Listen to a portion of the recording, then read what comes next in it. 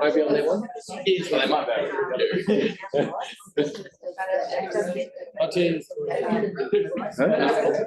Yeah. Going live. Oh, right, okay.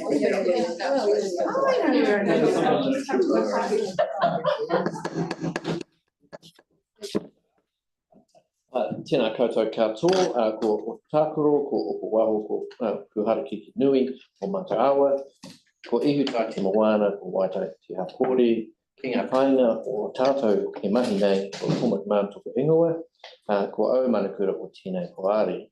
Nō reira, tēnā koutou katoa. Kia ora. Hello and welcome to the Waitai Community Board. If you'd like to join us for our karakia tīmatanga. Be up on the words, will be up on the projection. Ready? Whakataka te whānau ki te uru, whakataka te au ki te tonga, kia mā kina ki uta, kia mā taratara ki tai, he hira ki ana ti akura, ki tio ki hoka, te hōrunga, ti hei mōriona.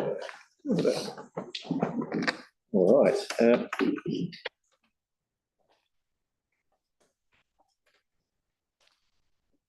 So do we have any apologies? No apologies. Any declarations of interest to make? No declarations of interest. Now moving on to confirmation of previous minutes, 11th of December 2023. Would someone move?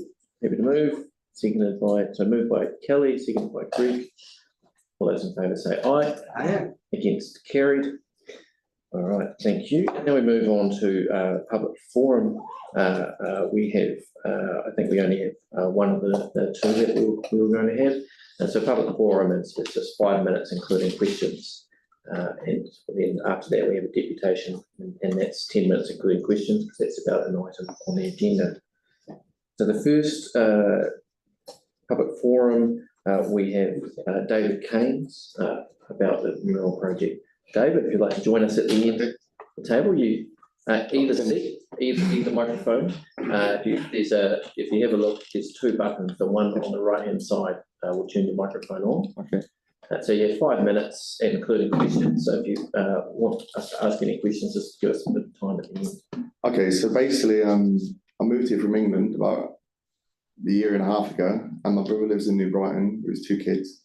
And we every time I go there, I keep looking over at the toilet block because it's facing like the picnic area and like all the swings and stuff. And it's just like it's all the paint's like deteriorating, it's like cobwebs on it, and it's dark colour. So I thought maybe get some colour on the wall, and so when people are having picnics, they can look over and see something nice. So I wonder if you maybe pass that around, please. Ooh. It's that's a design, so it's like sort of like so this is the type of work I do over here. Cool. Like this. I thought something similar to that style on that wall would just look very nice.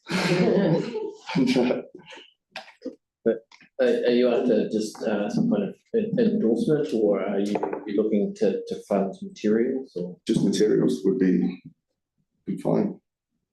Because I like I say, I go and play there with my thanks.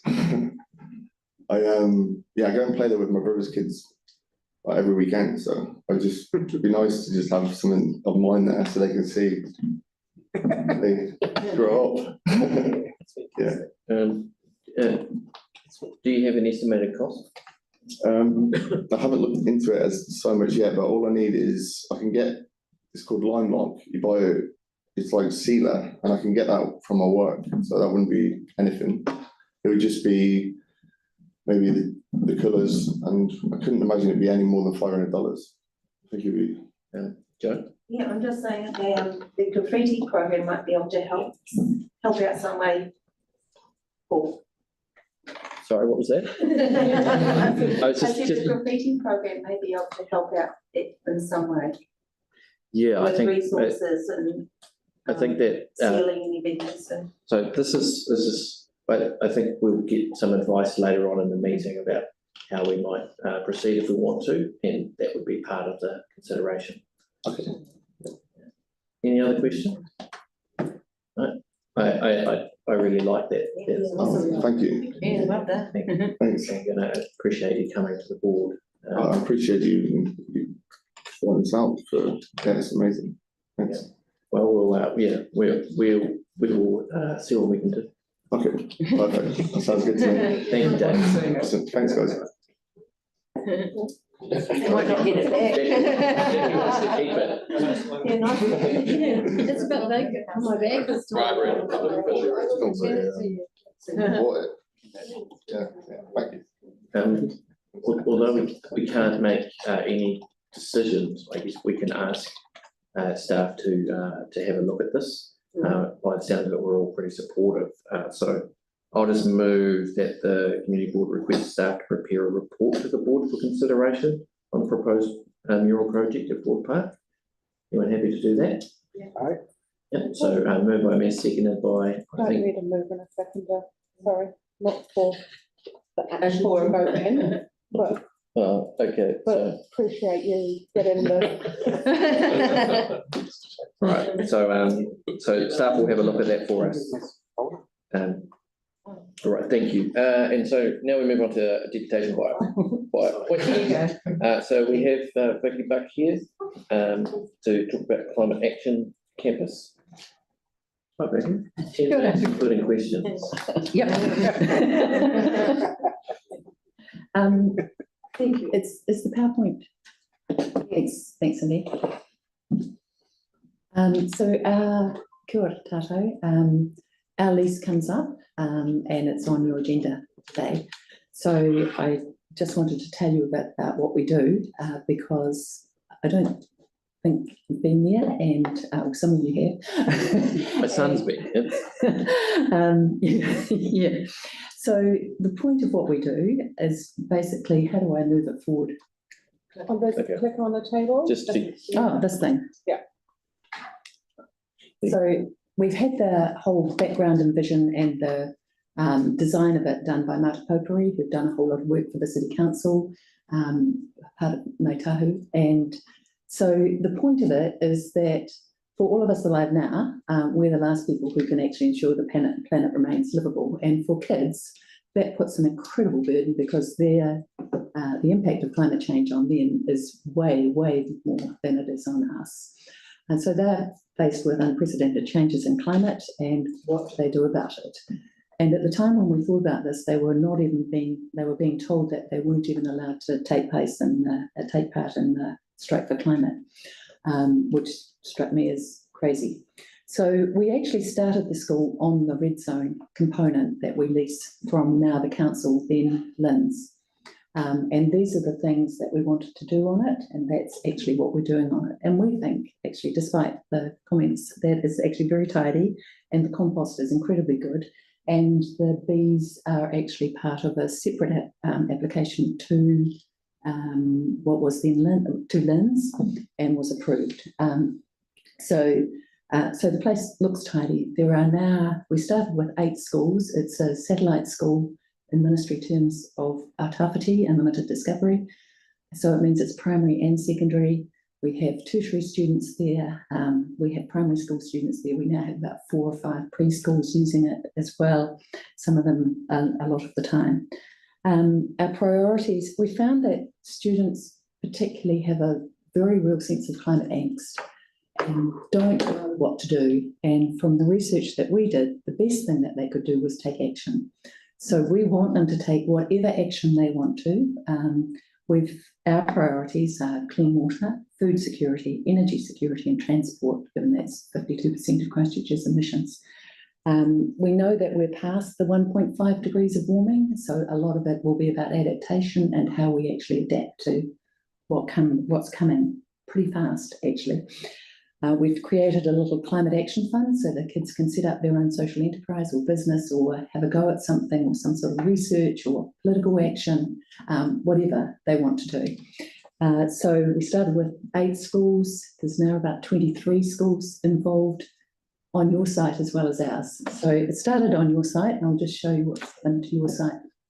So it was an empty piece of red zone. The kids have actually created a lot of the things that are now there. That's one of their favourite trees.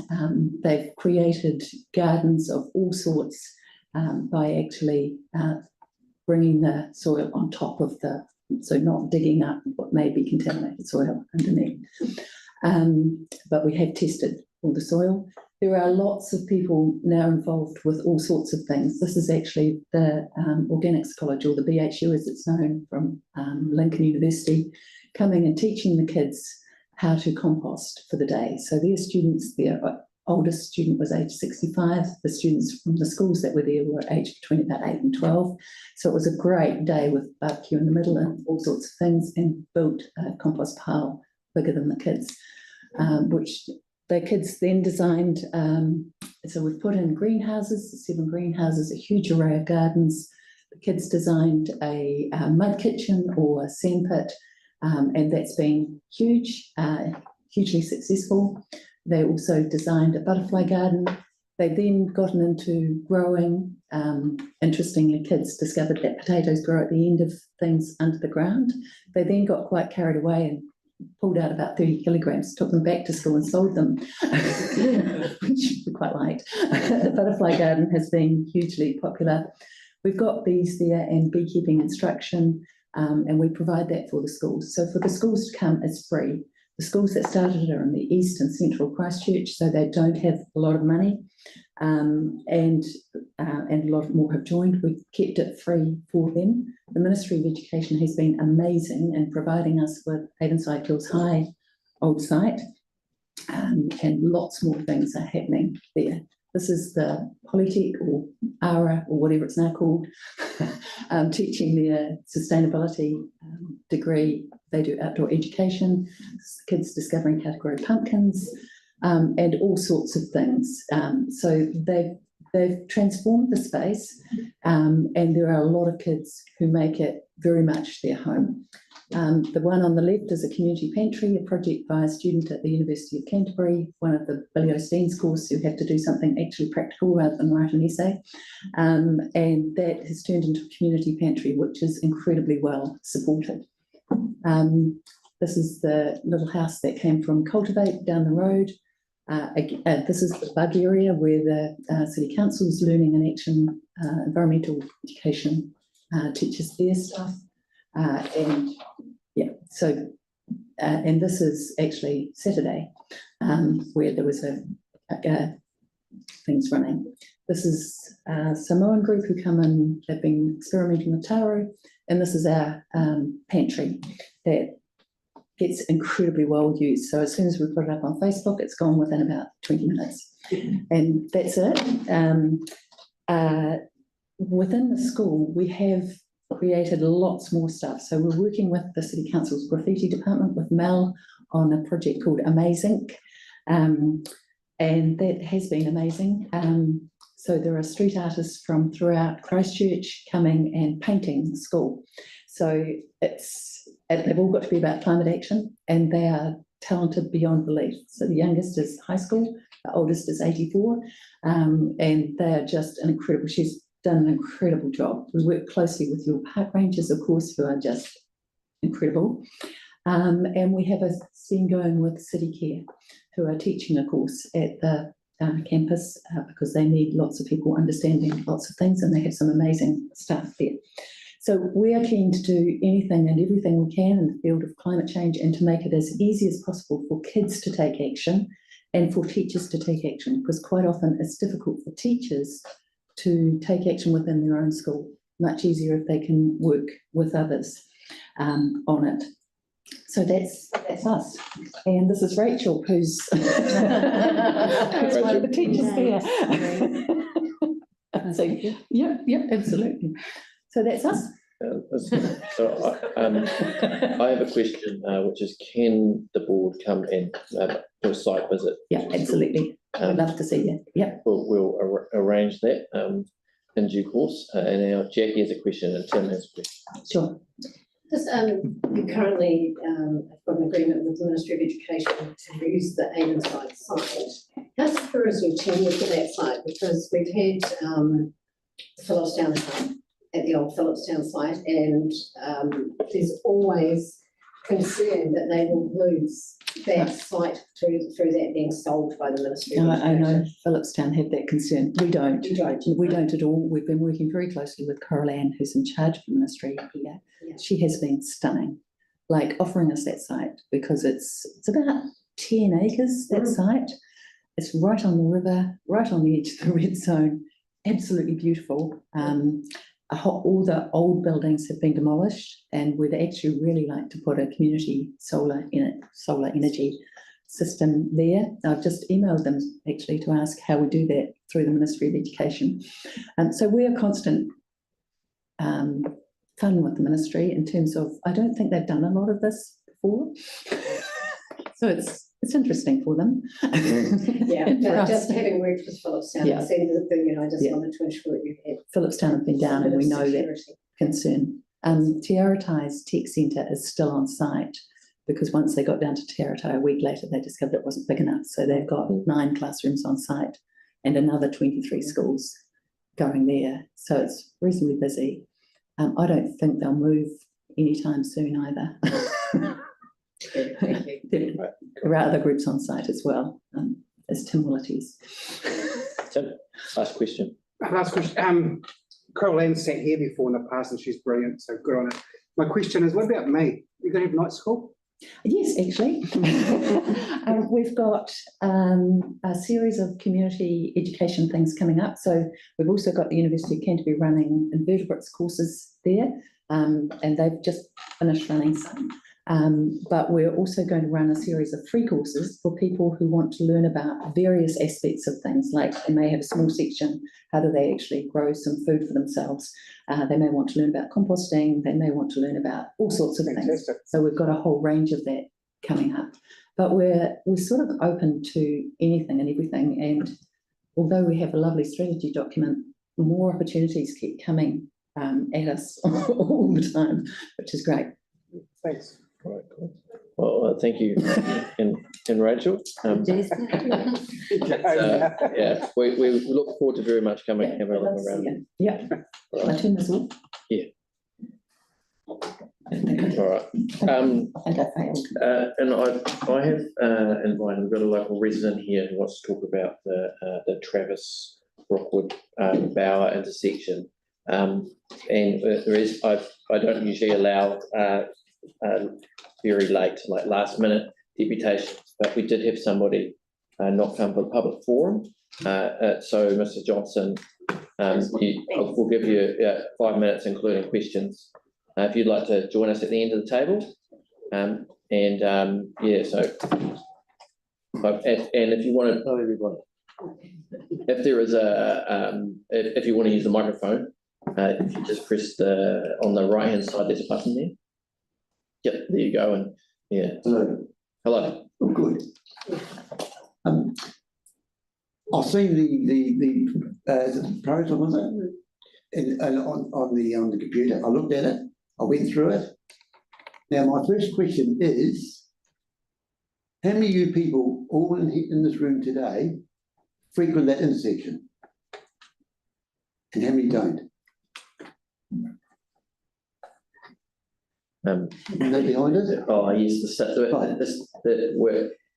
the protocol is like the staff are here to give us advice, and so we make that decision. So, and so you can ask us, but the staff don't have to answer those kinds of Now, questions. the next big thing is, how many times a day would you people frequent that intersection? At least. How many would be about one today or twice a day? The reason why I ask this question is that usually the people who turn around and want change hardly visit the area.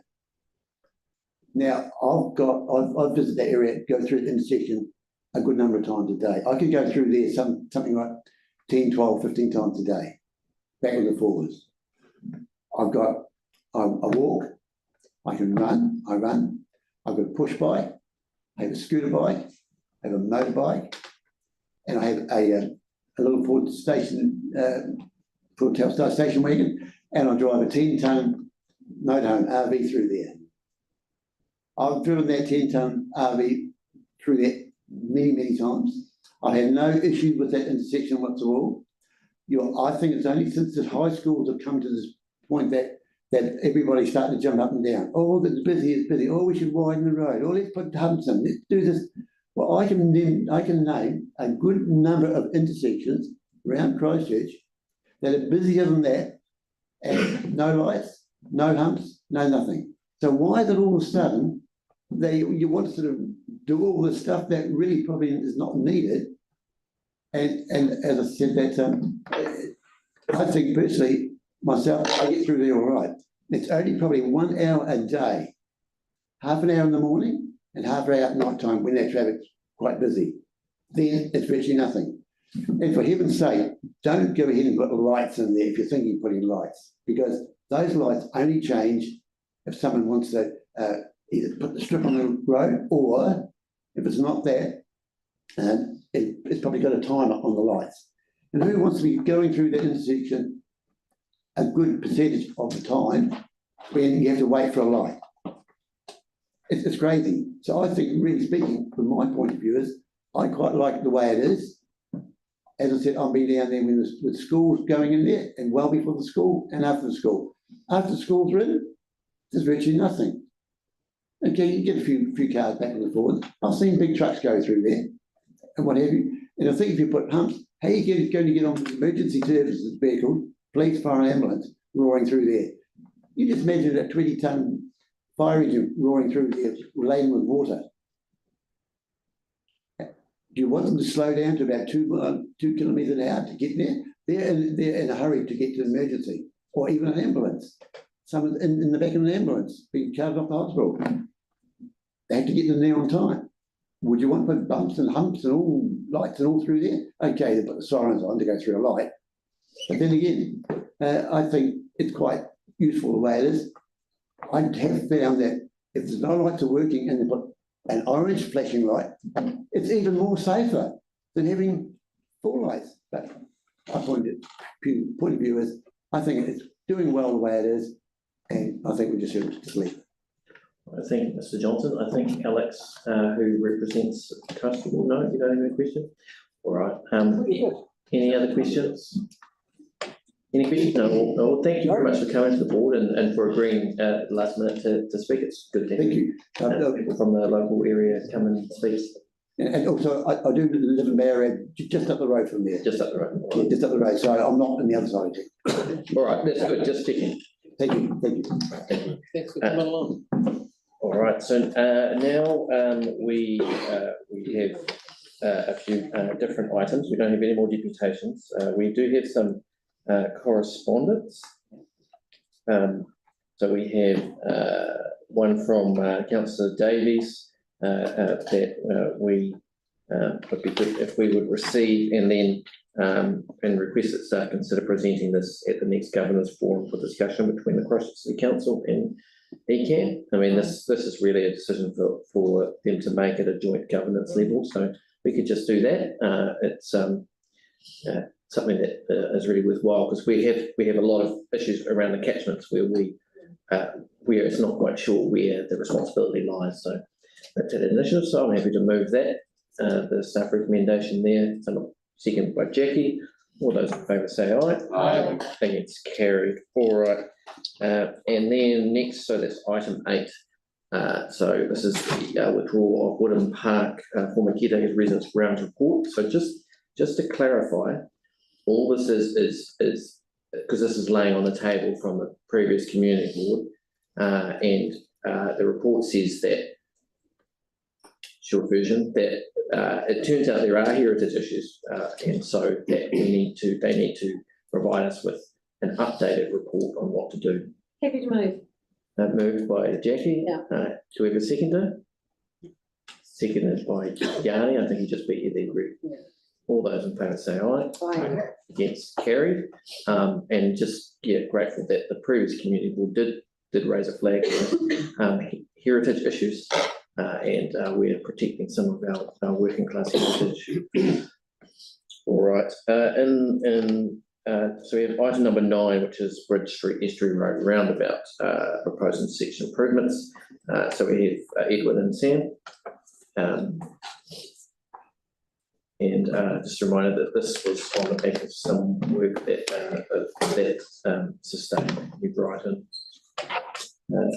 They haven't asked us to have this intersection.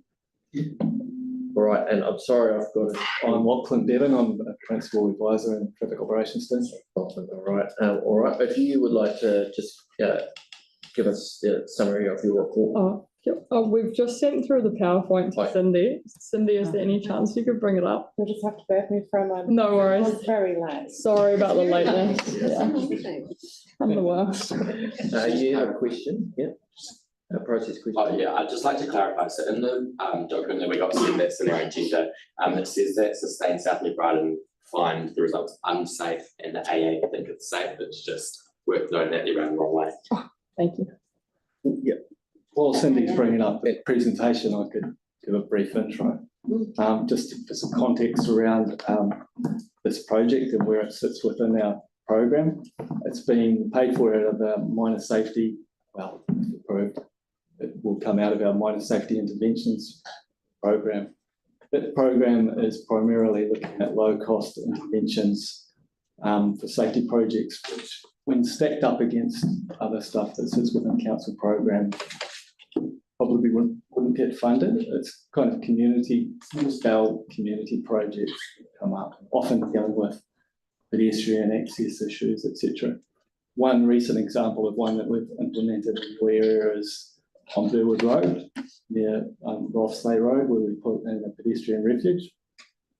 So it's annually only has a budget of around 300K, which we try to do 5 or so projects. So it's stuff in the kind of 50K sort of range. Thank you. Also, I think we'll go with hearing the staff and then asking questions. So this Bridge Street S3 roundabout is one of the main access points to the South New Brighton area. It's very close to some of the schools, like kindergarten, South New Brighton School, S3 preschool, and dairy nearby, and then dance cafe. And yeah, one of the common area is what we call the common ground at one of the empty slot by the so quite a lot of people actually using this intersection, especially the school kids, all the people working in the shops area. So this, yeah, of course, the community has advocated for the safety improvement at this intersection. So that's why, regardless of what kind of modes we want to get everyone at that location safely. So what are the issues? In my finding back in August, I presented a memo that the pedestrian and cyclists crossing side distance at the roundabout, particularly on the south side of S3 and also the east side of Bridge Street. They are restricted by parked vehicles and also the boundary fences and buildings on the southwest side, particularly where the left turn on crossing, turning to the Bridge Street west. So vehicle speeds is also an issue through this intersection. As you can see,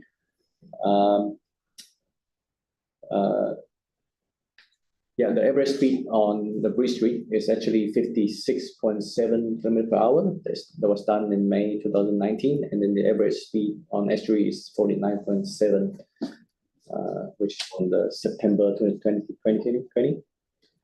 So in this there are 5 recorded crashes and between 2018 and 2023. So 1 serious, 2 minor, and 2 non-injuries. So one of the serious one involved a cyclist, so turning Bridge Street right turn into the south of S3 Road, is hitting by a vehicle that entering into the roundabout from the Bridge Street east approach. The other 4 involve lost control, but they are mainly a lot of alcohol-related crashes. There's no reported of the pedestrian crashes at this intersection. the options we considered one of the temporary rubber speed cushions pad of the roundabout, and then the permanent asphalt speed hump. The only difference, the cost is the cost. The cost is actually differed by about $3,000, so that's why we recommend that we go for a more permanent traffic calming solution. So yeah, in that proposal, we propose asphalt speed hump on each approach. We have 8 yellow cycle holding rails, warning tactiles on the southeast of the roundabout, and we highlight the presence of the cyclists using sharrows on all the approach. And no stopping restriction on the west side of X3 south, and the south side of Bridge Street on the east, south side of the east, Bridge Street east. So that's to improve the visibility for the pedestrian crossing.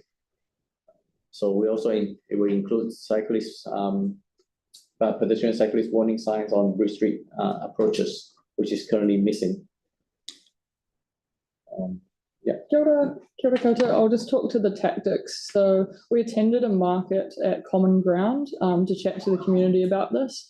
And when we went out, we talked to about 30 or 40 people roughly, and they were all really supportive of the plan and said that they'd go online and make a submission.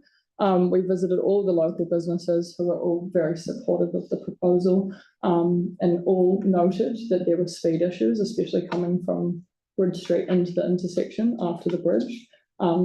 A lot of them also requested additional projects looking at, is there anything else we can do to slow people down? We met with South New Brighton School. They were really supportive of it as well. The consultation, we got it out via Facebook channels, the school newsletter, community organisations, and also put posters pretty much everywhere. Emails were sent to all of our key transport stakeholders, including emergency services and spokes. 60.6% felt the proposed changes would make the intersection safe or very safe, as opposed to the current layout of the intersection, where they felt 28.8% felt it was safe or very safe. So the top 3 themes that we found were that submitters largely supported the use of speed humps and platforms in the area to make it safer, support improving visibility, and would like further traffic calming to reduce speeds. The most controversial aspect of the plan was also the speed humps and platforms, as well as lots of parking. I just want to call out that 27 people explicitly stated that they supported the speed humps and platforms, as opposed to 10 who were opposed. This graph that you can see here is a new approach that we've been trialling in engagement to have a look at intersection safety and ask our community, how they feel, but also track how they feel now about the intersection versus how they would feel if the plan was going to go in.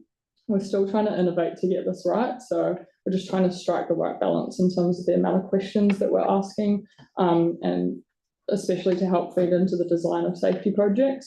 So we're taking the bits of the report that are working well for this, and we'll change anything that's not useful in the reporting going forward.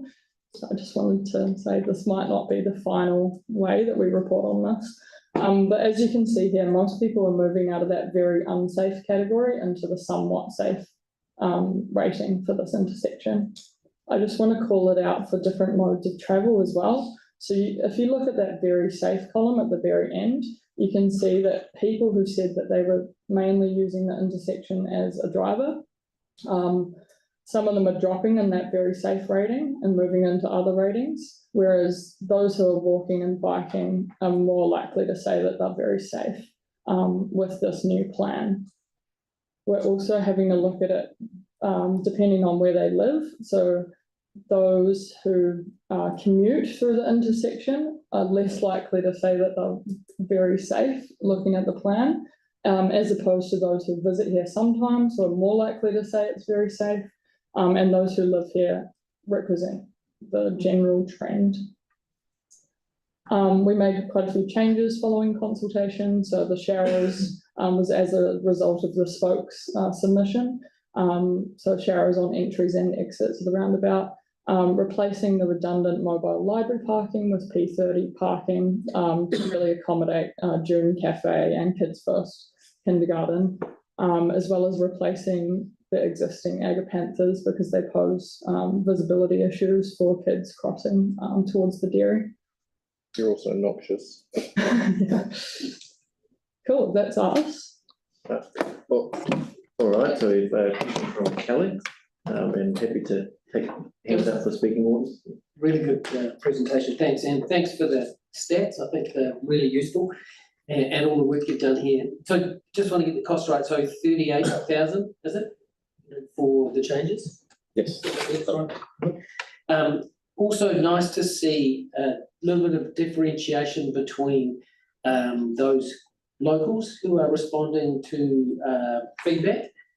Is it possible for you in future to look at asking people to say what suburb they're from? Because when I look at some of the names there, I see the same old roosters who pop up, at intersections and discussions all over the city. Yeah. And their thoughts are not necessarily that welcome in a particular area. So we always have suburb, but we can change the way that we're reporting on it. So if there's a better way of grouping like those who live on the street versus those who live in the general area versus the wider Christchurch population, I'm sure we can look at doing that. I do want to jump in here just as an observation, is that also I think when we're talking about safety, I think it's really interesting to me in this particular example that people who talk about children see it as much less safe compared to everyone else.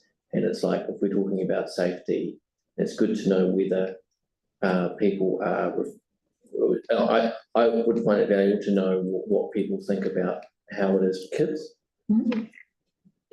Yeah, good point. And just kind of loss of parking, I'm assuming that the businesses were quite positive about the changes in the intersection. They would have understood that, there's going to be some parking changes. We made it very clear to the businesses, and in fact, the dairy owner was like, "Oh, anything that you can do to improve safety."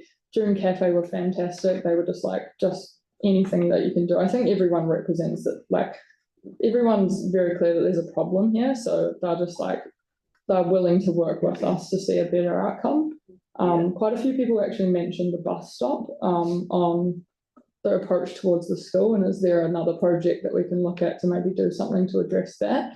But everyone was kind of on the same page in terms of the local businesses that we spoke to. Yeah, thanks. And I also found it really interesting that in terms of the crashes that, alcohol, they're alcohol related and actually not pedestrian sort of issues. But I guess, is it common to have people identify an area as getting sort of is tricky, is dangerous, is worse? Is that how this came about? This came about due to sustained self-guidance deputation to the community board, but then we looked into the crash history. Yeah, right? so usually when there's a safety issue, we look at the crash and how that relates to, how can we improve. But in this case, there's the loss of control mainly attributed to some issue with the alcohol as well. Do we have any indication as to time of these crashes? Were they at night? Were they during the day? Yeah, they are, if I remember correctly, they are all day and night. Yeah, different times. Yeah, but a few are during the night time. Yeah. Okay, thanks, appreciate it. I just wondered about why you went for the half an hour for that redundant mobile stop, when I did wonder whether if it's a drop off, like something like 15 minutes might be better. Oh, hot chocolate takes half an hour. To make. It shouldn't be parked in there. That's not the drop off. It's not a drop off. That's not the bus stop is not the drop off. No, not the bus stop, the old mobile library. We tried to. That's what I mean. The old mobile library is not the kindergarten drop off, is it?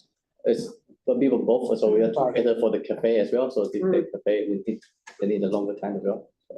Yeah. I think it's Alex and then Celeste.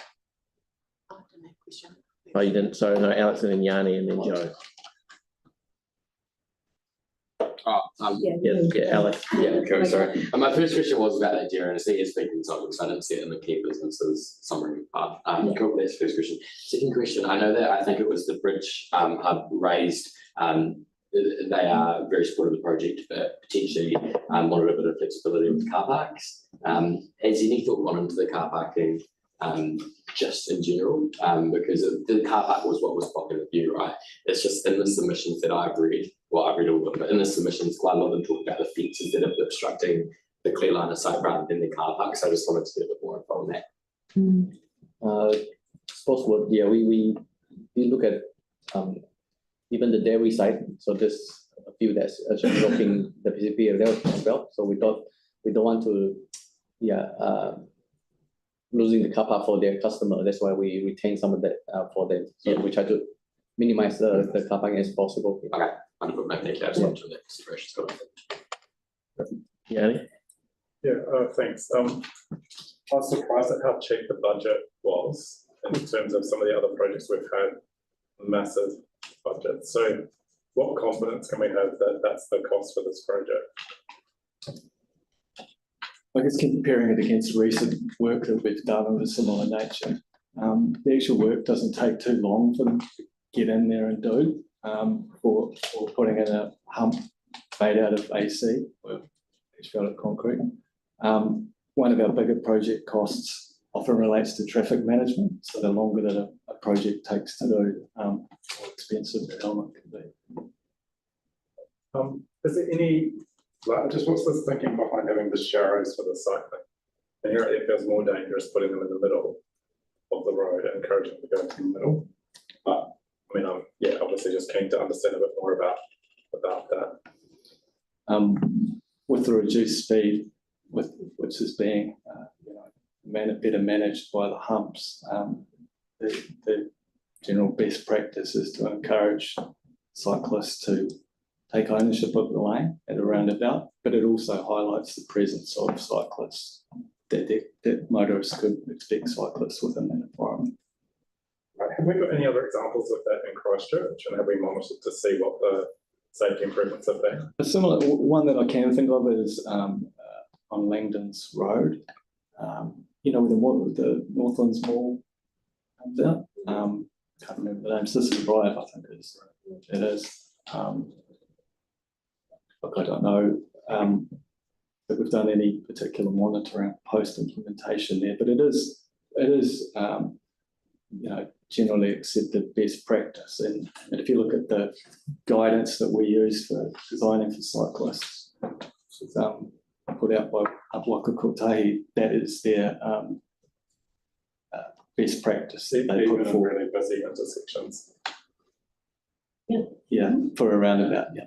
Okay. Yeah. And just a final question is, how do we, it's great that this project is going ahead, but what I'm trying to understand is we've got other projects like Cypress Street that we've repeatedly asked for. So how do we, it's irrelevant. How do we get info? Can you focus on this question?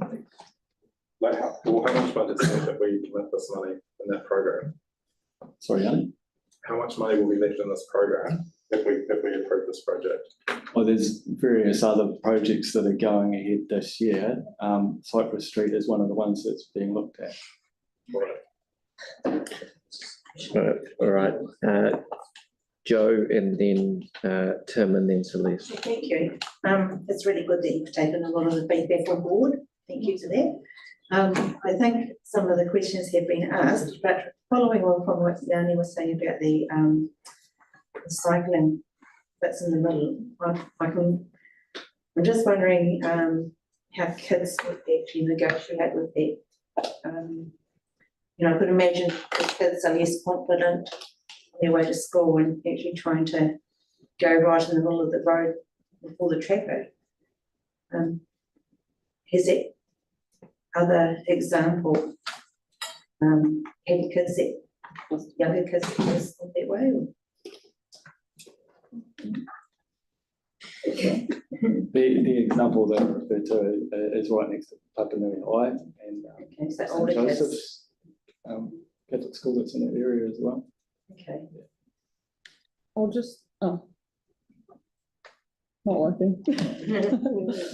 I'll just jump in as well. When we spoke to Spokes about it, it was like the lowest level of service that they would request for cycling confidence. So I guess it's about those more confident cyclists taking the road as opposed to less confident cyclists Yeah. staying on the footpath and being I'm encouraged to just cross. thinking about Yeah. the school and the preschool just there, and Yeah. seeing the cycle things on the road, the kids might be tempted to go right out when they haven't actually got the experience and the ability to think about that. That's something that we can talk to the school about as well if they have any I think it would be concerns. Yeah. Yeah. Thank you. Tim, Celeste. Thank you. That was, oops. Thank you, that's an excellent presentation, and I just want to congratulate you on what you've done on this. I think it's really clear. And I also think the consultation work you've done has been really amazing, especially the drop-in session. I think it's a good way of engaging with people, so I just want to say thanks very much. I just had a quick, could you just summarise what was some of the other requests that came through? I know it's in here, but I just mentioned this bus stop. In terms of outside of the scope of the project, could you just mention a couple of the other things that was commented on? Sorry, we've only got a limited amount of time, and all that is in the consultation feedback. It's more for the public, but thank you. Right. We've got on time. I would encourage all the people at home to read the consultation feedback, which is in the report that we've received. Just bearing in mind, we do have another one, a very similarly sized report that we need to discuss. Tim? My last.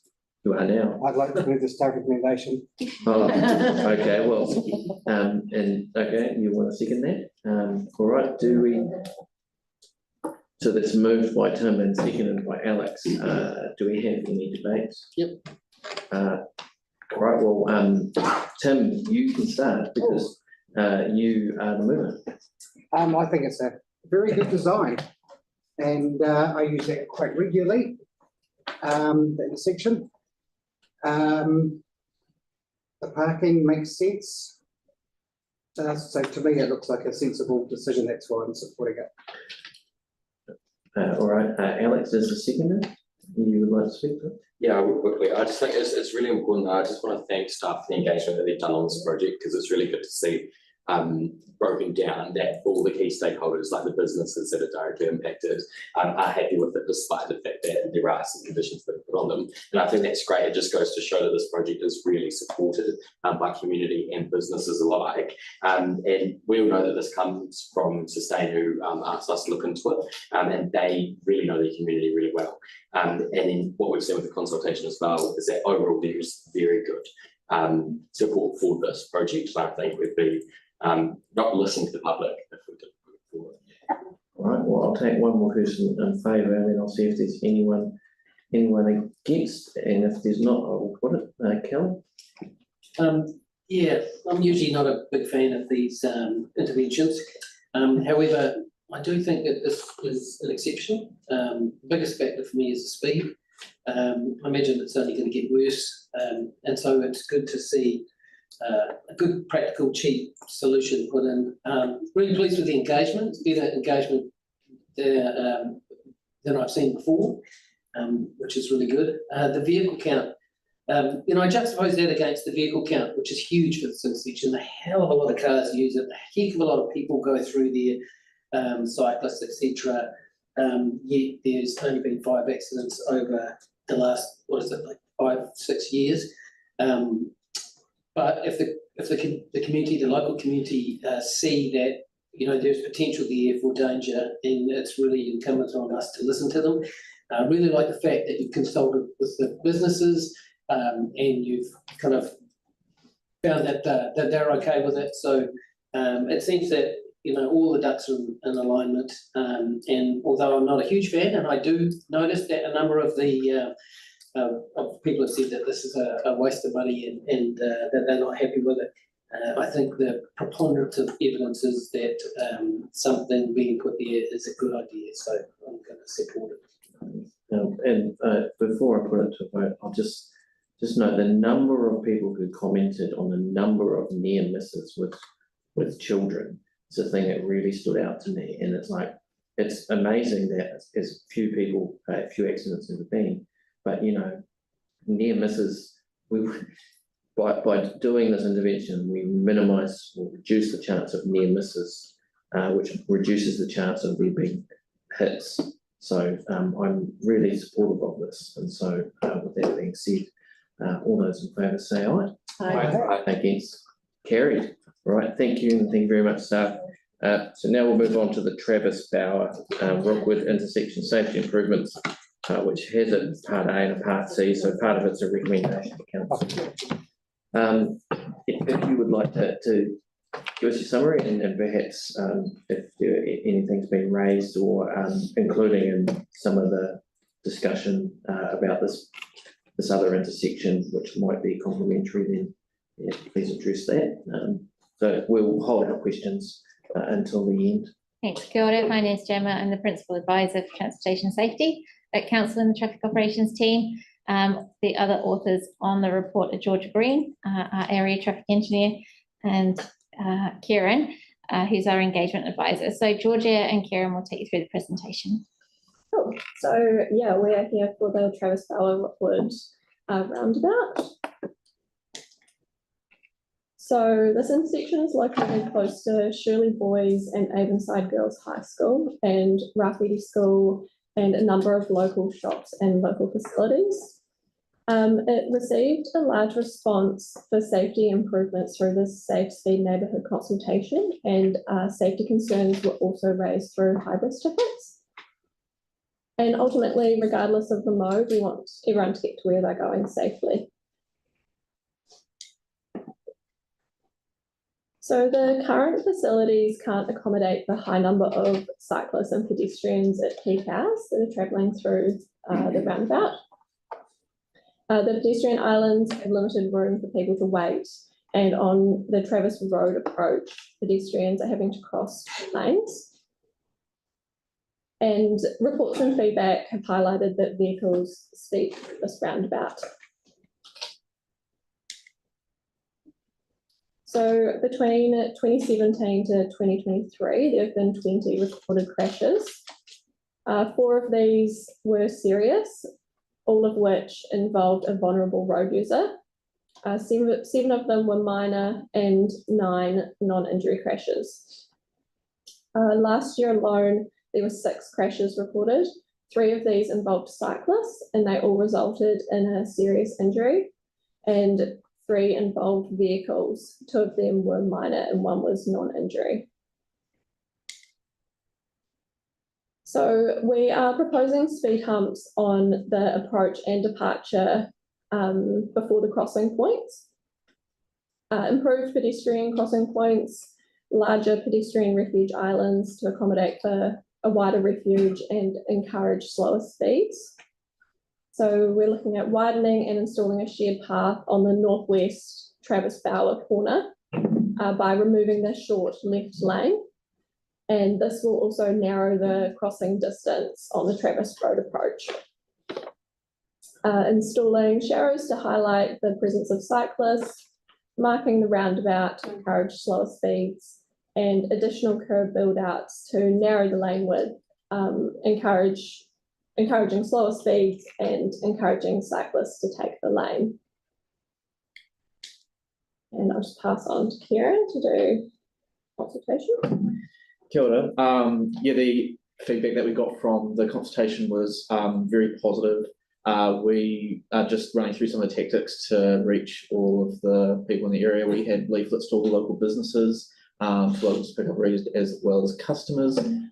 We had information that was communicated through our social media pages, emails to key stakeholders, as well as signage that was put up around the intersection that was similar to the one you see there, as well as a QR code for young people to be able to scan as well and take them to the page.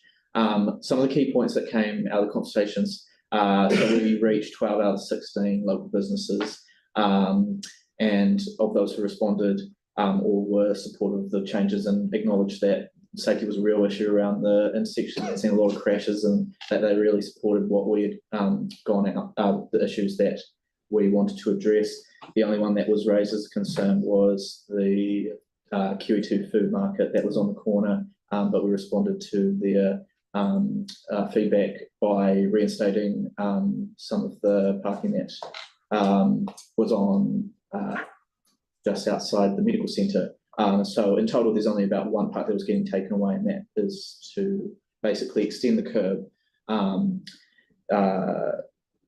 But yeah, in total, that's the amount of parking. We also heard from 3 out of 6 major transport stakeholders, who were Environment Canterbury, Automobile Association, Spokes, and all were again supportive of the proposal and supportive that they acknowledged safety was a real issue, especially Spokes for cyclists, and that the proposal would. That AA was supportive as well. Automobile Association, yeah, was supportive of the proposal and what it was set out to do, which was to make the intersection safer. The only comments that they made, as well as Environment Canterbury, was some comments around raised aspects of intersections and that they can impede heavier vehicles, but that the need to make the intersection safer was greater than that, even though they did acknowledge that they do slow vehicles down to a point that can be a bit, I guess, annoying for some motorists.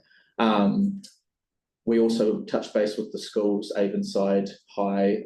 We had some really good feedback with them and met with some students in a focus group, as well as Shirley Boys, and to front foot a question that came up before about the sharrows.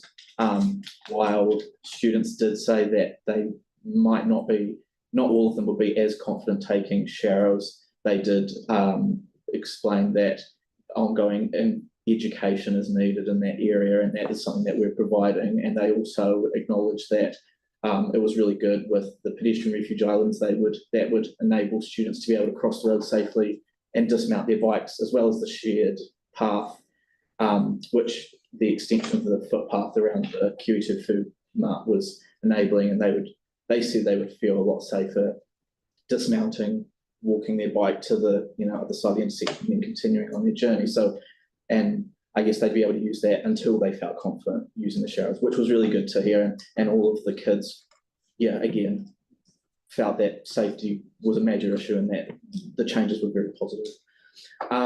So going down and breaking similarly to the way that was done in Estuary Bridge, so 44% of all the people that we heard from felt that the intersection would be safe or very safe, compared to before, which was 29.7% of people felt that it would be either safe or very safe.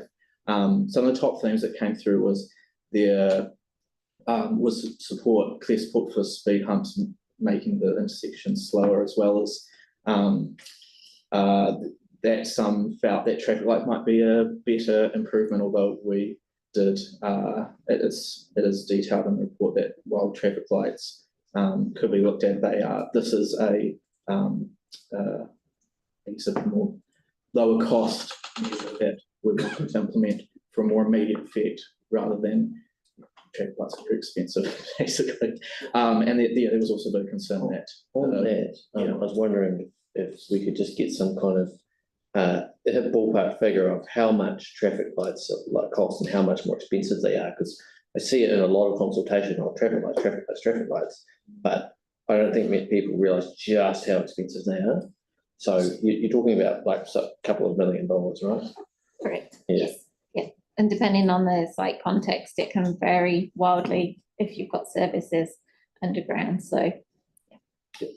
Sorry to interrupt. Oh no, sorry. You've had your. Can you speak into the microphone? Oh yes.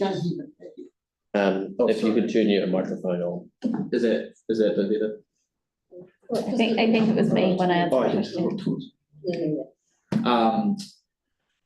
So the overall shift, as you can see, was very basically there was a downshift in the amount of people who felt somewhat unsafe and increase in people who felt somewhat safe. There was a slight decrease in people who felt very unsafe, although that will be broken down in the next few slides. So like the other consultation, we've broken it down into method of travel. So again, you can see that there was a very clear trend that people felt that the intersection would be safer.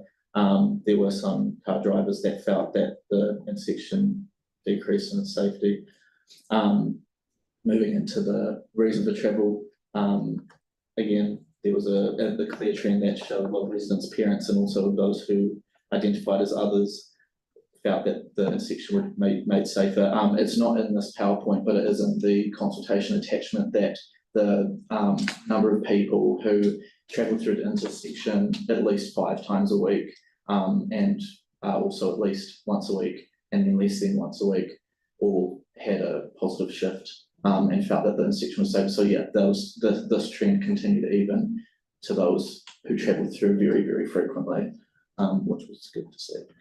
So lastly, yeah, the changes following consultation, as I mentioned before, the reinstatement of parking on the east side of Bow Ave, but also we got some very clear feedback from the schools that there was an additional desired line of crossing that school students would really have loved to see. So we are investigating that and have been doing some early engagement to reach the directly affected residents as well as the schools to get their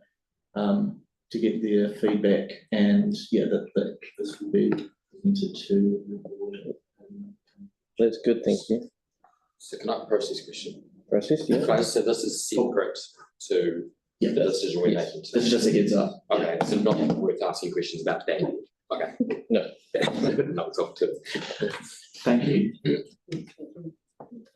Right, is that, all right, so you're happy to take questions now? So questions from Alex? No? No. No, okay, no questions from Alex. Any other questions? Joe, Yanni, Greg? Joe, yes? Yeah, thanks, guys. So as a result of the feedback, has anything else been changed in regards to the corner? No further changes were made. The feedback we received was very much, we would like traffic lights, and there's a response by staff that that's a project that would need to go into a long-term plan because of budget.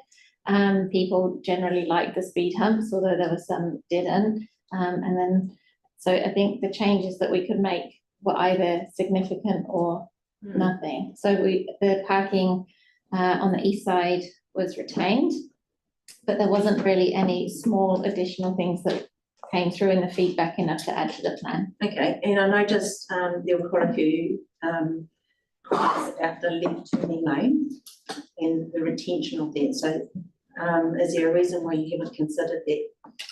So it has been considered. On balance, we've tried to improve it for people walking, cycling, catching the bus. It does mean that there is a slight additional delay to people driving through the roundabout. But ultimately, the 2 lanes as well, it came through in the feedback. It's causing some confusion at the roundabout for people when they're coming out of Travis Road. Because the lanes are so narrow, some people are either sitting over 2 lanes or they're taking 1 lane and not necessarily indicating. So we've, in the feedback, noticed that people were concerned about other collisions happening because of the 2 approach lanes. So on balance, we proposed to remove that left turn lane to make it safer for everyone, acknowledging there would be a minor increase in delay to vehicles travelling through that roundabout. And there was a submission from GoBus about the bus drivers having to negotiate that roundabout and the speed humps. And of course, a lot of buses use that intersection. Have you done anything to actually cater to make it not so bad for them? So we've, following on from this and other projects that have been out of consultation, have met with GoBus, as well as other bus operators and ECAN to talk about our safety program and what that means, which does include the raised safety platforms and the speed humps. They're generally concerned about 2 things, and that's wear and tear on vehicles and passenger discomfort. They aren't at this stage able to provide any evidence of either of those issues. So it's an ongoing conversation that we're having with ECAN and the bus companies. They acknowledge that safety is a priority. Ultimately, the people catching the bus need to walk to the bus stops and cross the road. But they've had those concerns, and we are continuing the conversation. And then there were 2 submissions, or I don't know, they were put through submissions, but they were walk tracks about the bus stops in Bow Ave, just north of the intersection, which they're quite steep. Correct, yes, so that came up at the residents drop-in. Yeah. That we came, and that was referred to our passenger transport team. as soon Okay, as we so get it's back. separate. So it's, yeah. Thank you. Yanni? Yeah, thank you. I mean, just similar, I was quite surprised, interested in ECAN saying that this plan is contrary to our strategic transport plan. So do we need to pass a resolution that recognises that? So in terms of our strategic transport plan, that was currently sitting at 2012 when that was published. I think there has been a shift in thinking, especially around safety, and making sure that what we're putting forward is achieving those survivable speeds, because even since 2012, we're pushing a lot more for climate change and reducing death and serious injury on our network, that we do need to start slowing people down a lot more, especially at these point intersections where we get over half of our crashes across the network. But again, we have started a conversation with them. We'll carry on that conversation. We do have our road safety action plan, which is put together with our partners, Wapokōtahi, ACC, and our Fire and Emergency and Police, that acknowledges that we have level of services that we want to achieve, which is probably a little bit contrary to what ECAN would like to see in terms of bus operations and bus priority. So staff are having to balance the two desired needs. So what if speed cushions would be more appropriate for public transport? Why are we not putting them in and getting a win-win? So we wouldn't be achieving the same. So the speed cushions allow for big vehicles to straddle them, but for cars generally to go over one platform, you don't get the same speed reduction as you would with a hump. So on Tennyson Street, we've tried the speed cushions. We've got some reductions immediately around the crossing point where we wanted to achieve them, but on the outer cushions, we're not getting the speed limit change with the speed reduction that we wanted, which is around that 30 kilometres an hour where vulnerable road users are crossing. Right, but for this intersection, this isn't in the middle, this is at the intersection. So the ones at the intersection are working. So the ones at we've got actual speed humps on the intersections at Tennyson. Right. The cushions are just on the main drag, but the width of the traffic lanes on the approach to the roundabout, if we can't get two cushions, then we're not going to achieve the same outcomes that we would with a speed hump. Is ECAN going to be put on the project design? Yes. So as part of the project development, we come up with initial designs. We have a public transport steering group that we take our designs to and that we discuss with ECAN and our operators. So they are a part of that process before we come to brief the community board, before we go to consultation. Okay. And just a final question in regards to the number of buses going through there. Do you know what the number of buses are? And did you consider other measures such as bus priority through the intersection? If so, what did you look at? So we haven't considered bus priority through the intersection. We've got two bus routes, one goes east-west, one goes north-south, and they're generally on half-an-hour frequencies, except for in the morning and evening peak. We weren't asked to look at any bus priority measures at the start, and it's quite difficult at roundabouts unless you can filter or hold traffic back and meter the traffic into the intersection. So in that case, you'd be looking at kind of traffic lights to really give bus priority. Great. A couple of things. One, so if there was a gold standard solution, it would be to put lights in to make the intersection safer. Is that what you're saying before?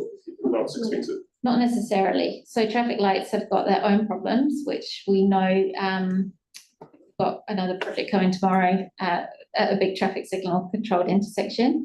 It's just the crash types are different.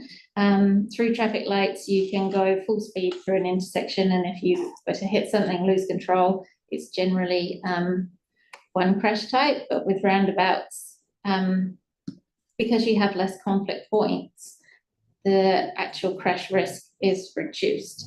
But where we've got the traffic lights, we're now looking to put in safety measures to try and reduce those crashes. So traffic lights will give you control of movements, especially during peak times, so everyone gets their go. But outside of that, it can actually increase overall journey times and delays because you're having to wait for your light to go. So there's pros and cons to each intersection layout. We don't have the budget currently to put in traffic lights here, and the solution that we've got, we're hoping to, if it gets approved, build this financial year so that we can get some real quick wins, hopefully at the intersection with changes. Do you have any numbers of students from the schools turning left where that left-hand lane is currently onto Barrett? No, the only counts that we've done are for the full intersection counts at morning and evening peak periods. It doesn't give us a breakdown, unfortunately, of who they are. Is there an opportunity to go to the schools with an education system? They have an exit out the back of their school to try and avoid the students turning left in that lane. My particular concern is around the shared footpath with cycles and pedestrians. You've got 2,500 students coming out there, they're not all going that way, but the footpath at school finish is very busy on that corner. Yes. And if you have cyclists that are meant to join there as well, that's definitely one of my concerns, is you're adding a hazard, whereas you've also allowed it to be a road space. So when we met with the girls at Acreside Girls' School, they told us that they wouldn't actually do that manoeuvre, and that they go, if they're coming from the south, they'll travel straight through the roundabout and go in via the back exit, because they don't like using, there's a general consensus at the school that it's not very nice to travel through the roundabout. So a lot of them will go straight through and come in the back entrance. If you're coming from the north, they go in the back entrance too. So there shouldn't be many turning left at that point. The shared path was an idea for people who were less confident to make that left turn, but it could be a footpath as well on its own. Thanks, Chris. Final question from Alex. Did you? No, I thought I'd already put your hand up. All right. Celeste, you happy to move? I'll second it. Seconded by Tim. All right. Do we have any debate? Celeste, you're welcome to speak to it. I mean, thanks to staff again. I think this is another very good consultation process because it is quite a complex intersection. And there are a lot of different stakeholders, and I think it's really great that you've reached out and spoken to the local businesses and the schools, and you've been really thorough in your session. So I just want to say thanks again for all your work on this. This is one of a couple of intersections which we've both addressed today, which have come up quite frequently in the area. So it's really great to hear, and it's another community-led project. So there is a lot of feedback from community that wants some changes made. So it's great to hear that some of the feedback that's been given from businesses and others have been incorporated into the final design. But yeah, overall, I think it's great that something's happening on this particular intersection because status quo isn't working, so we need to make some changes. So I'm really supportive of this today, and thanks again. Tim, second it. Oh, it's a great plan. Try the burgers at the fish and chip shop. He's a lovely guy. Joe, and then I'll wait. I'm not totally in support, but something's got to be done. I think there could be different things done to this plan to actually place a lot more people, but it's way better than what is. All right, does anyone want to speak against? No, because I think that was speaking in favour. Well, in that case, that motion will now be put. All those in favour say aye. Aye. Against? Carried. Well done. All right, thank you very much, and thanks for your excellent work on the consultation again. Both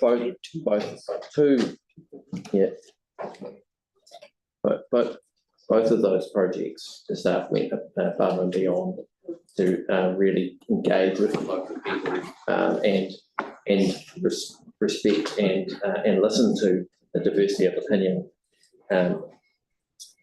So we'll move to item number 11. So to the discretionary response fund for the Strengthening Linwood Youth Trust. And I'll just flag that these people are doing work currently number one flashpoints in our community for young people and some other issues around Eastgate Mall. All right. If happier, people are happy, I'll move it. Yeah, I mean, do we have any questions? I've got a full shadow. Moved by Tim, seconded by Joe. Well, if we have any debates, you're welcome to speak to it, Tim. Joe? No? Okay. Motion will now be put. All those in favour say aye. Aye. Against? Carried. Thank you. Next one is Emily's report, DRE application for Faye White. It's not favourite route. It's no, yeah. Do you want to be asking for money? Yeah, they, although the amount of contact we're getting from chorus, you think that we're anyway. I mean, I'm happy with this. I don't have any questions. Anybody else? No. Somebody would like to move that. Moved by Celeste, seconded by Kelly. Shall now be put. All those in favour say aye. Aye. Okay. Carried. And the next one is the Brighton Gallery Trust. Do you have any questions? No. No questions. Have moved by Jackie, seconded by Celeste. Motion will be put. All those in favour say aye. Aye. Against? Carried. All right. So now we'll come to the area reports, which is over to you, Chris. I'm sure it'll be the same, no question. I'm No, I'm happy to take the report as read, and yeah, happy if there are any questions. You want to say happy to move, Tom? I was going to say there's a lot to read there. Yeah. Wow. Yeah, the summer one is always, there's always quite a lot there. It's a couple of months worth of, between the recess. Info. First comment on the museum with the 50th anniversary of the Commonwealth Games. It's been amazing how many people have been and look at the display. Probably a couple of thousand, maybe 3,000. And the night was good, wasn't it? With Vic Taylor. Except the COVID. Yeah. It's good to see that stuff be taking action around the Waitai Drive. Looks like that's all going to be resolved pretty well. Yeah, no, very pleased with that. Yeah. I think amazing amount of time for that report about the ranger as well to come back, but yeah, we have the less than 1 page memo now. Any questions? All right, so I'd like to move that the report be received. Yeah, I'll move. Yep. Moved by Kelly, seconded by Yeah, Jackie. there's two of them, yep. All those in favour, yep. Aye. Against? Carried. Yep. So now we have elected members' information exchange.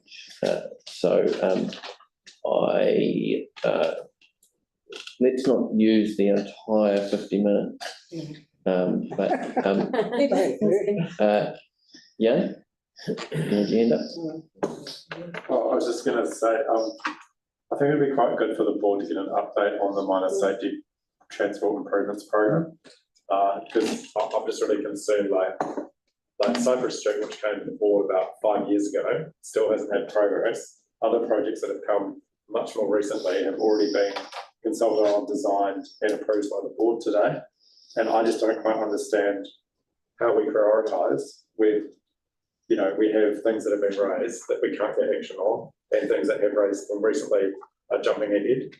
So I just think it'd be really useful to understand what the process is around that budget and around how the board can prioritise the requests that have been made.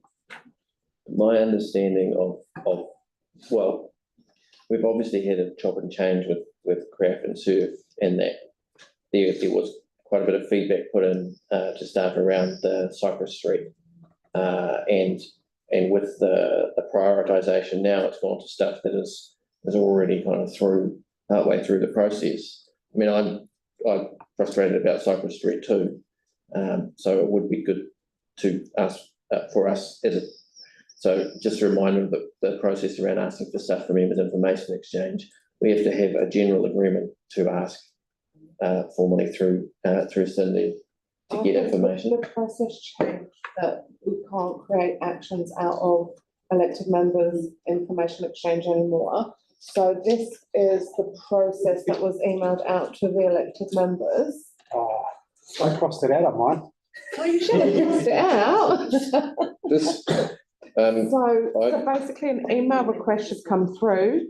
So you can get consensus today if the majority of you want that information, and then someone should email that through to me, and then we will get Because I the guess the kind of information. general question is kind of like, how are we communicating to our community where things have been raised, things have been done?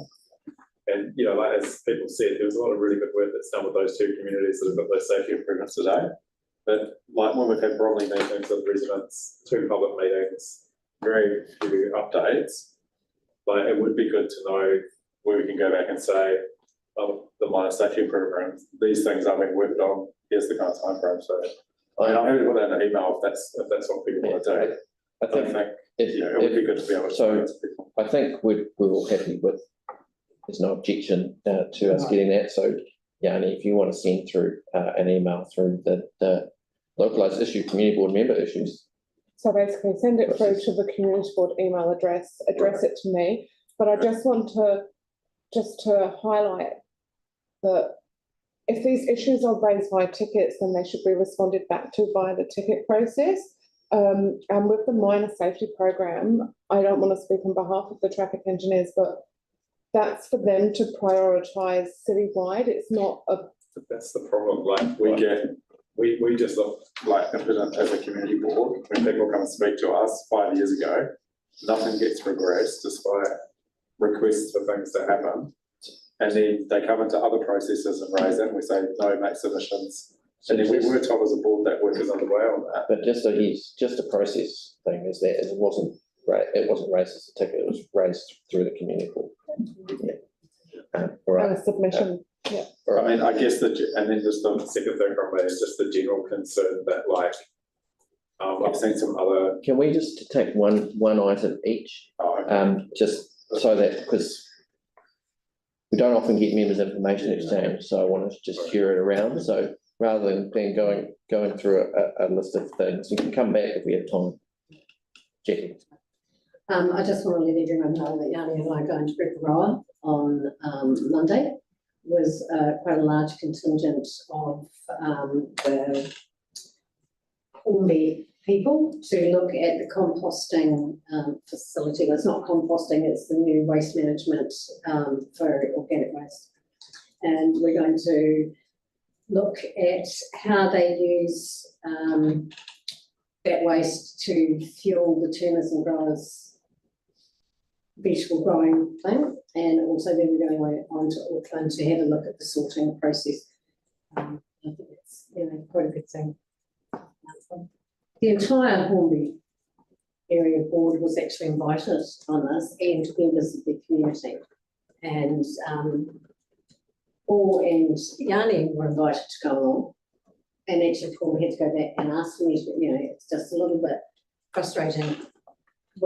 No one from Bromley has been asked to attend. I just wanted to raise that. We've got people that have been working for us for 14 years in Bromley, and we've got some, community groups on the other side of town sending 2 people.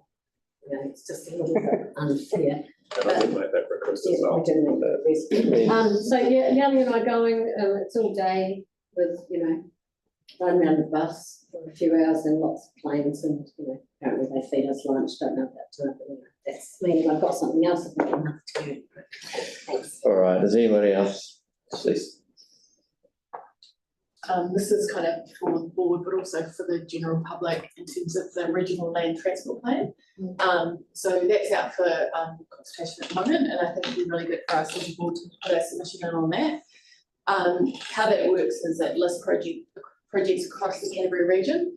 Pages Road Bridge used to be number 1 on the list as the most important transport project in Canterbury.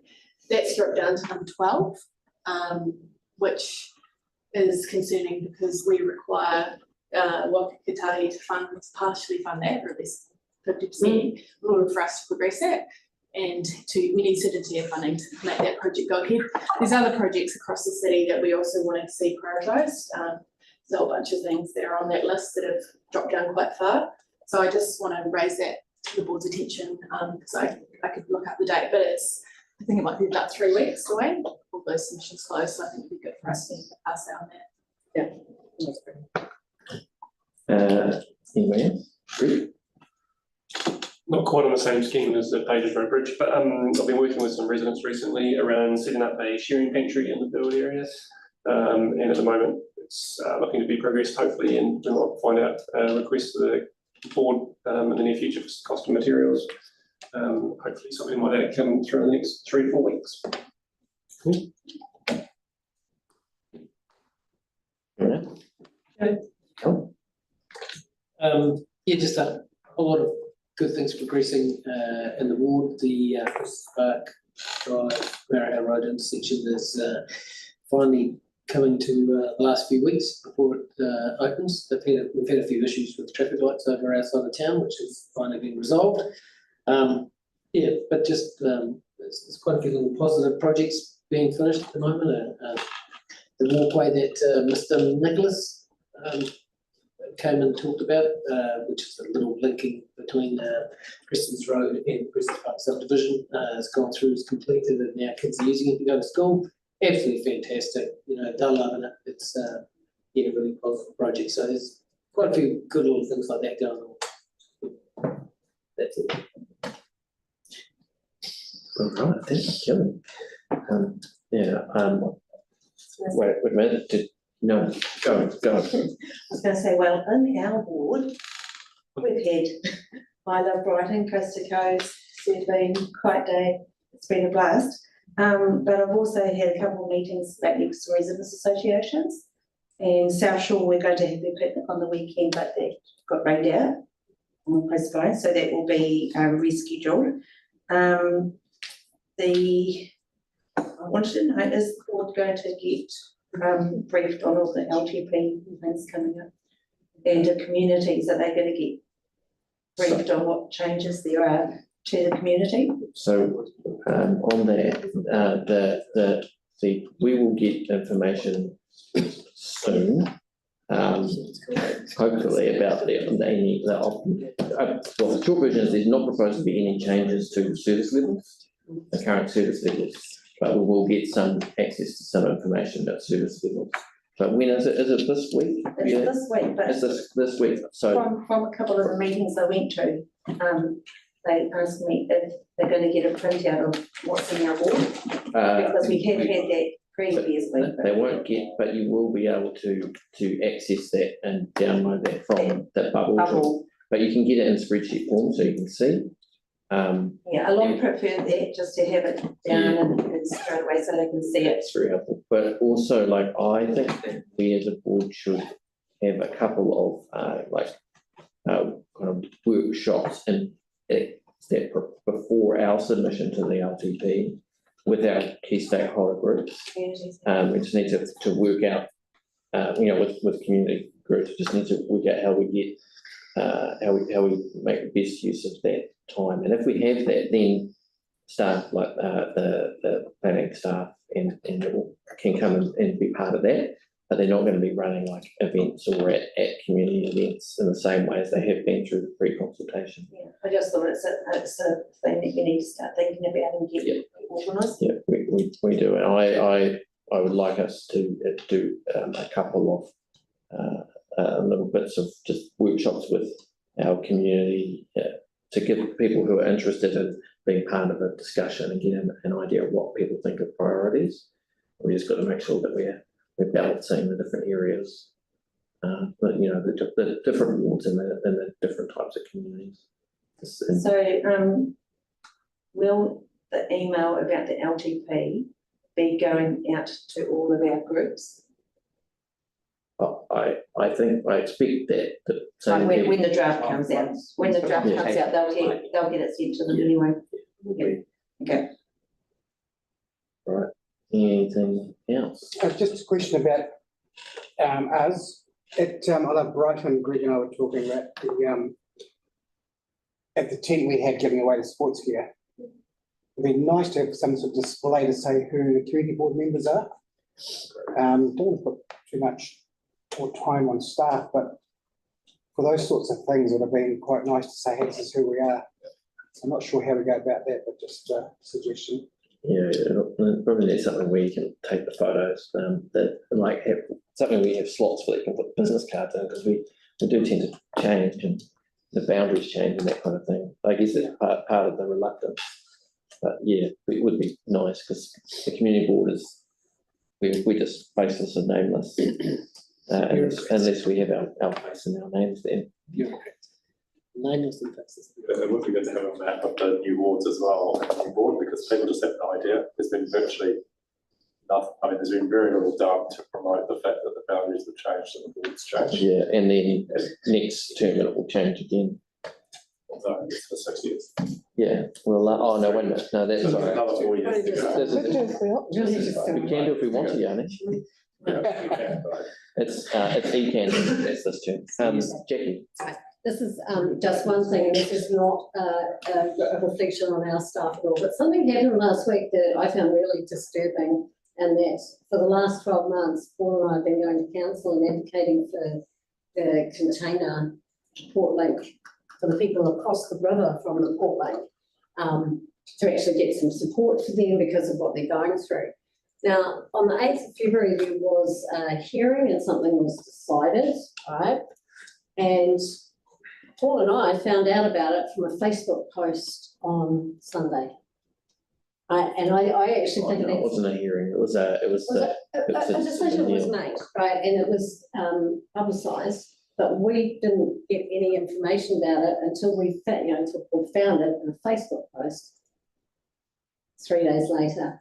I actually feel that that's, considering we actually went in and had a meeting with the head of that department and Mary Richardson about this very thing, to not actually be advised on something of that nature was pretty poor form. So I'm just advising that I'm going to do a whine about it at the next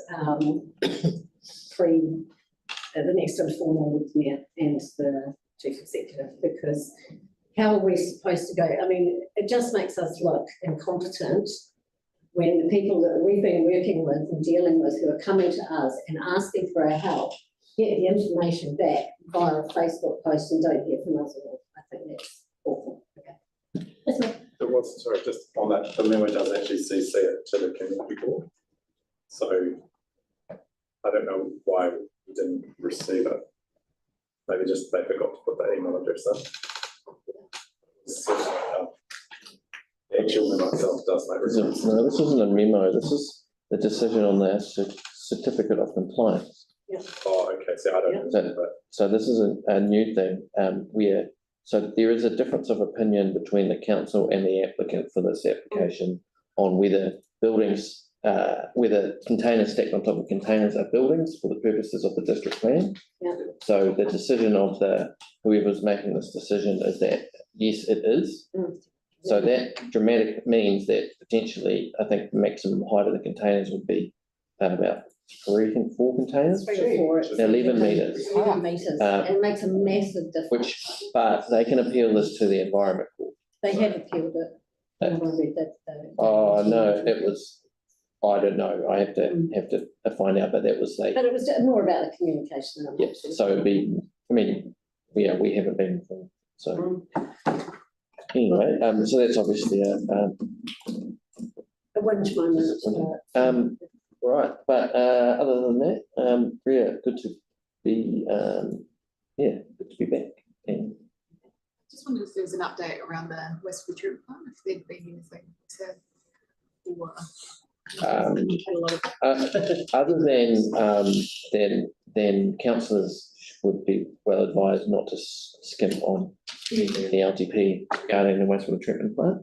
That'd be a very bad idea, and that work needs to start as soon as possible. I don't have anything to say about the wastewater treatment plant. Yeah, there's a lot going on. Sorry. Yeah. In the insurance space. I mean, just to support that, I'm just increasingly concerned that the steps that came back over the summer, and all the resolutions that we passed in response to that review, it's very hard to see how those are being progressed. So I do think the board should make it a standing item on a board agenda to have an update from staff over what's been done around wastewater treatment. So actually the organics as well. So the council is going to be deciding on whether to allocate some funding to deal with the, they call the Eastern Priority, I think at the next meeting. And having some preliminary conversations with the CEO and John Phil, and that the community board will be, and our governance team will be leading that response. So we just, it's still got to take shape yet. So we'll wait and see, but it should be, it's a really good opportunity for us to rebuild the relationship between the council as the council not the council Hereford Street with our community. So that we know that that's happening, can we get like a standing item on our board report that basically shows the progress? Like, for example, I put in around the organics plant, what's happening with the application for the resource consent to take it to Cape Valley, right? So people in the community raised That's a question, like at the beginning, actually last year. they raised the concern that it's not just about the transport movement, so it's actually about the odour that will come out of the composting as well. So, just so the community can understand, like, what progress has been made through the community board report, I think it would be quite useful. We did also have the issue where the community were told that everything would be cleared before the end of the year, and it wasn't. And so people got upset as well.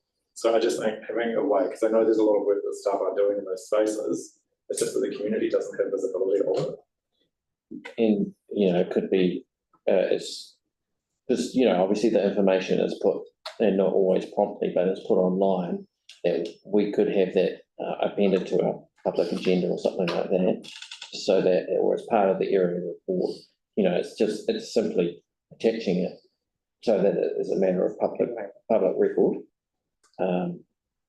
Pardon? That's exactly what I wrote. Oh, okay, you wrote it. Oh, great minds. And I think that would give it some more visibility. The other thing that I thought is, given that we see now Hornby and Brindwa both have special newsletters that are internally funded by council to communicate, like for places like Bromley, it seems like it'd be crying out for a hard copy newsletter to go through on a regular basis, just updating people about the things that are happening.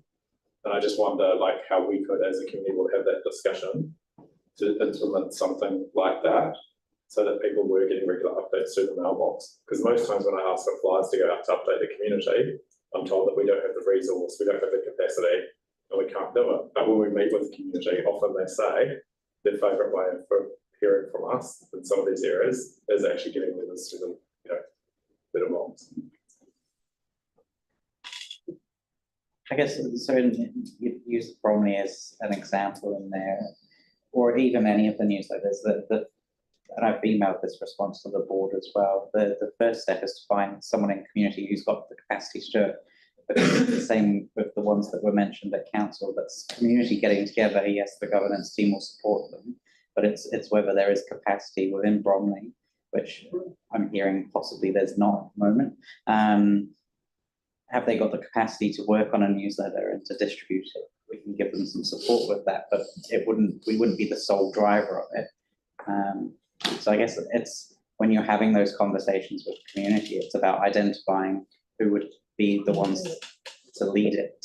It may not be right from the start, but they definitely have to take it on and carry it on. Otherwise, these things tend to just fall over as soon as they're handled. So the one like the framework banter, so that is, although it's funded from the community governance budget, it's essentially done by collaboration of community, right? So it's not actually done by the governance team. So the local community development advisor works in collaboration with them, but there's got to be people there to collaborate with that's got the capacity to work on. Otherwise, you'd be identifying communities across the whole board area.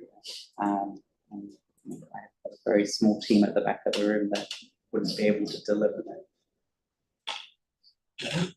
Yeah, so we can talk outside the meeting about how that might be possible, because the funding isn't so much the issue as who makes the newsletter, is what I'm hearing. Yeah, and who provides the content and all of that as well. So we've already started, I think we've done one edition in Parklands where we've started that work.